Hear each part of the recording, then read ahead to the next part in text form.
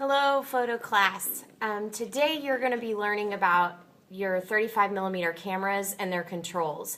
And so at the beginning of the school year, each of you was assigned a camera with a number, like this. These are called 35mm cameras because they use 35mm film, which we're going to learn about. We're going to learn how to load our cameras. But for today, we're just going to take a look at the controls that your camera has to offer. So you know what you're doing once you get the film. You have a better understanding of how to use your camera. So when you get your camera, today we're going to take a look at them. Notice that you have a case with 2 snaps on the back. You want to make sure that when you open it, you kind of lift up and out, and then your camera should come out from there. This one has a snap on the back, and it also has a case that's attached. The case is attached by a little screw that goes into the, this is like where the tripod holder would be, the way that you would attach your camera to a tripod. You can just unscrew it if it bothers you to shoot with it. Just make sure you return this part to the camera when you're done. So I'm just kind of winding it so that it will unscrew and come out, hopefully.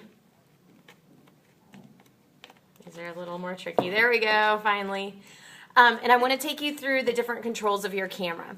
The first thing that you're going to learn about today is ISO. ISO is similar to film speed. When you start shooting digital, you're going to call your film speed your ISO and vice versa. It actually says ISO on your cameras, your 35mm cameras. It's right here. You can see where it says ISO right there. And there's a little box underneath where it says ISO, and that is how you tell your camera what your film sensitivity is. Now, film is not all created equal. Film comes in a variety of forms. It has a number to represent the different type of film, I guess. The lower the number, the less sensitive your film will be to light. So in a really bright scenario, you won't need your film to be very sensitive to light. Like outdoors on a sunny day, you won't need it to be very sensitive. Film speed generally runs 100, 200, 400, 500, and 800. Once we get into ISO and digital, that will have a different set of numbers, but they will just go higher. Like it will stay the same as what those numbers are, but then there will be more in addition. With film, though, it tells you on the back as well. Some of your cameras will give you kind of an ISO scale. And really, the only reason to pay attention to that for now is just to understand what the numbers, how they are represented back here. So your film on the box, when you get it, it will have either a 100 or a 400 in this class. To shoot in bright light, you want the lower number. You want a 100. And to shoot inside or on a very cloudy day, a dark day, you would want 400 film. The higher the number, the more sensitive your film is to light. So that means that if you don't have very much light, you want your film to be sensitive to light. The way that you will load your film into your camera is by taking this dial right here, and you will pull straight out with it. And you see it kind of popped up that back, and that opens the back of your camera. This is where we will be loading film. But before you load your film, you need to tell your camera what the film speed is, whether it's 100 or whether it's 400, so that you can take a correct exposure. Right here on the top, where I showed you before, inside that little box on the inside, not the numbers on the outside, but the little inside box, is how you will adjust your ISO or your film speed. They're the same thing for this purpose. And what you do is you kind of lift up on the dial, and you'll see that those numbers are changing. I'm going to turn it so it's more toward the light. You see that you can adjust the numbers that way by lifting up. So you have to kind of lift to be able to adjust it. You don't want to turn, if you're turning the full dial, like this dial, then that's incorrect. So you need to be lifting up to be able to adjust you kind of lift and then turn to adjust your ISO. I'll give you a minute to try that now.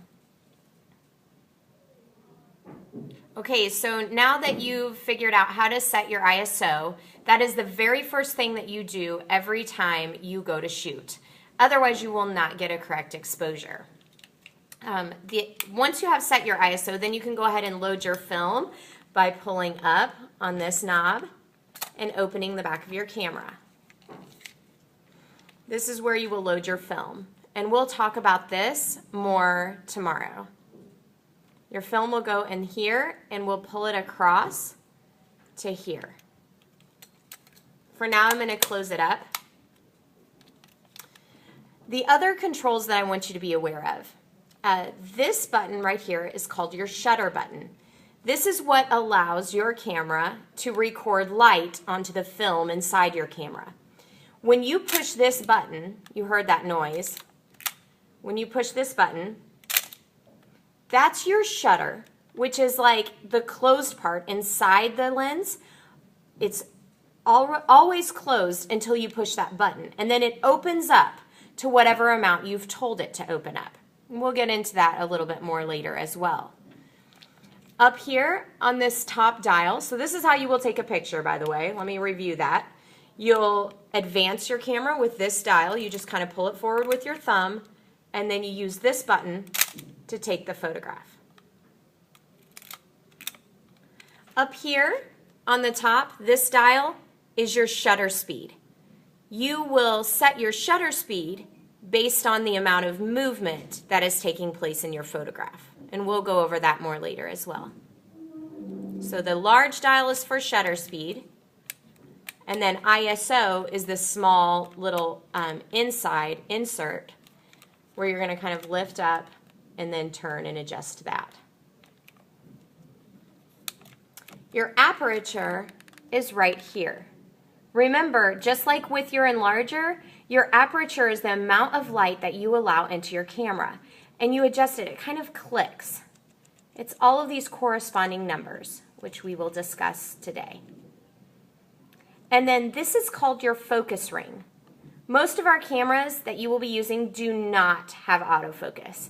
So you will have to manually focus every photograph that you take by looking in your viewfinder, and many of you will have a little light that will flash green when you are in focus and you are metered correctly. So you're exposing your image correctly. There's the bell. You'll be coming in soon. Hopefully this helps you get a little bit more acquainted with your camera controls.